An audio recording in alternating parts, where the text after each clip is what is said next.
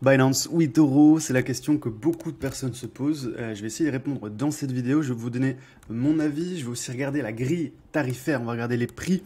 On va parler aussi des fonctionnalités. Donc Binance ou eToro, c'est parti. Alors on va commencer donc avec Binance. On va forcément être focalisé sur les crypto-monnaies parce que les personnes qui se posent cette question Binance ou eToro, c'est pas pour faire du trading d'actions. Donc on va commencer par les frais dans un premier temps d'achat de crypto-monnaies. Binance, c'est très clair, c'est 2% de frais d'achat par carte bancaire. Si vous faites des achats par virement, il me semble que c'est gratuit. Évidemment, la plupart des gens, de toute façon, achètent leur crypto-monnaie par carte bancaire.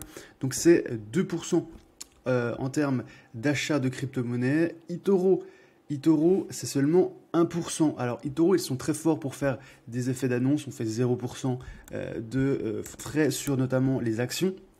Pareil pour les cryptos, ils parlent beaucoup de leur 1% de frais d'achat sur les crypto-monnaies.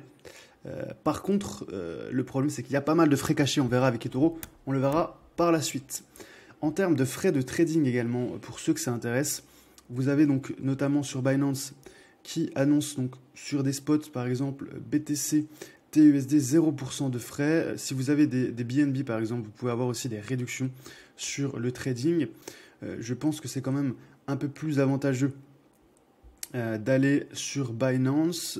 eToro n'est pas, en termes de frais, c'est pas exceptionnellement cher. Il y a quand même, regardez, on verra la grille tarifaire, parce qu'il y a quand même des astérisques un petit peu dans leur commission. Vous allez voir, vous pouvez avoir des petites surprises. Binance, en général, leur politique, moi j'ai essayé les deux plateformes. Voilà, je fais de l'affiliation aussi avec les deux. Je vous mettrai des liens en dessous si ça vous intéresse. C'est deux courtiers qui sont régulés, qui ont plutôt bonne presse. Par contre, je vous l'ai dit, la politique de la maison chez Binance, c'est plutôt d'avoir une transparence et d'avoir des services exceptionnels pour les clients. Chez eToro, c'est plutôt l'inverse, c'est faire beaucoup de marketing. Ensuite, mettre des astérisques avec notamment des commissions un petit peu cachées. Vous allez voir, c'est de moins en moins le cas parce que maintenant, il faut quand même pas mal de volume, ils ont beaucoup de clients. Mais historiquement, c'est ça, c'est la réputation d'eToro. Et j'ai utilisé cette plateforme, donc je peux vous le dire. En termes de frais de dépôt et de retrait, il y a 0 frais de dépôt et de retrait chez Binance. Ça, c'est génial. Vous faites un petit peu ce que vous voulez avec votre argent, que ce soit sur les cryptos. Alors, crypto, 0.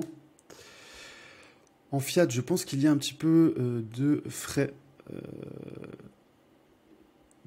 Vous voyez, on va regarder en euros s'il y a des frais de dépôt en euros. Voilà, 1%. 1% de frais de dépôt. Et vous pouvez aussi choisir, tout dépend, vous pouvez par exemple choisir si vous faites un retrait sur votre compte bancaire par virement, il me semble que ce sera 2 euros. Et si vous faites ça par carte bancaire, ce sera 1%. Donc ça dépend un petit peu si vous êtes pressé ou non. Évidemment, si vous avez des grosses sommes, c'est plus intéressant de choisir le forfait à 2 euros. En termes de crypto, je vous l'ai dit, il n'y a pas de frais de dépôt, pas de frais de retrait. C'est ça qui est génial avec Binance. Par contre, eToro, eToro, il y a quand même pas mal de frais, regardez. On va voir ça ensemble. Alors ça déjà, c'est les frais officiels qu'ils annoncent. Vous avez à la fois des frais de conversion parce que toutes les crypto-monnaies que vous allez déposer et même l'argent fiat que vous allez déposer, que ce soit par carte bancaire ou par virement, va être converti en USD, donc en dollars.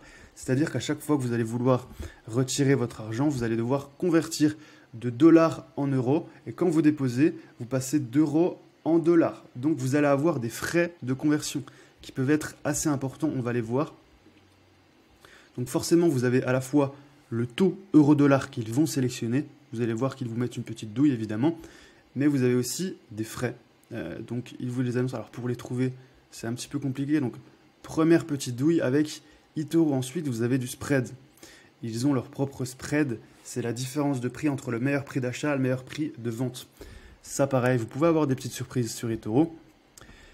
Ensuite, vous avez des frais au jour le jour, ce qu'on appelle des frais de roulement. Donc, c'est en général quand vous détenez une position CFD la nuit. Donc, ça, c'est pour plutôt du trading, si vous faites du swing trading. Ensuite, vous avez aussi des frais de retrait. Chaque retrait, vous allez payer 5 dollars.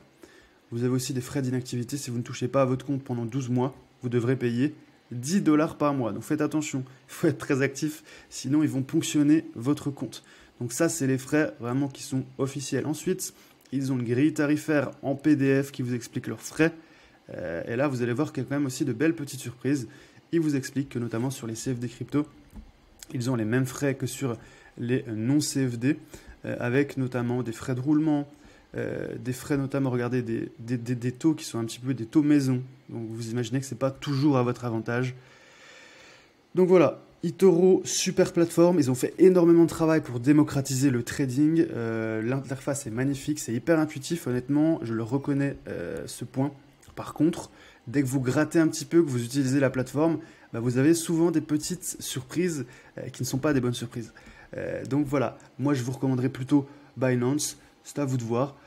Moi j'ai utilisé les deux plateformes pour faire du trading, pour faire aussi de l'investissement, et je préfère de loin Binance, même si c'est un petit peu plus compliqué la plateforme, il y a un peu plus de fonctionnalités, mais je vous dis, il y a beaucoup moins de frais, et la politique de la maison chez Binance, c'est plutôt de privilégier le consommateur, de privilégier l'utilisateur.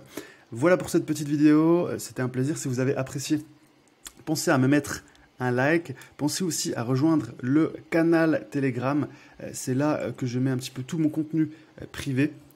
Je vous mets un lien juste en dessous de cette vidéo, c'est gratuit, et je vous dis à bientôt pour une prochaine vidéo.